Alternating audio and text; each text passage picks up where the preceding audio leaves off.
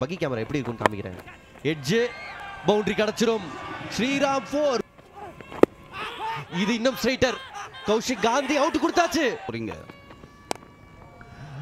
எதிர்காத்து பக்கம் தான் அடிச்சிருக்காரு. ஆனா ரமேஷ் நான் சொன்ன மாதிரி சின்ன பவுண்டரி. பெரிய ஷாட் ஒத்த கையில அடிச்சிருக்காரு. 3 ஃபீல்டர்ஸ் 2 ஃபீல்டர்ஸ் இப்போதைக்கு சூப்பர் கேட்ச். அப்படி அடிங்க. சரியா அடிக்கலங்க. அவுட் மாதிரி தான் இருக்கு. அவுட்டுங்க. Super shot. தடுக்க முடியுமா டீப் பாயிண்டால? லெஃப்ட் சைடுல தூக்கி விட்டாருங்க ஸ்ரீ அபிஷேக்.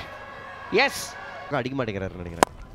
இல்ல பொறுத்தது போதும்னு அடிச்சிருக்காரு. ஆனா அச்சச்சோ, இன்னொரு பவுண்டரி. நல்ல cut shot. Straight down the ground. சரியான கனெக்ஷன் கிடையாது. ஆஹா, என்ன கேட்சுங்க இவரு.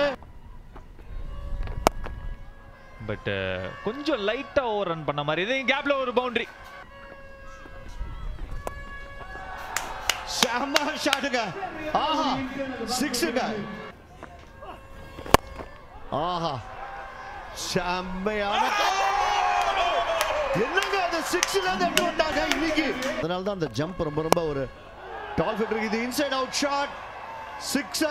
அதான் கேள்வி. ஆஹா, தூக்கி விட்டாருங்க. லெஃப்ட் சைடுல 6ங்க. ஹியூஜ் 6. காத்தோட தூக்கி போயிட்டே இருந்ததுங்க அது. சசிதேவ் கலக்குறாருங்க.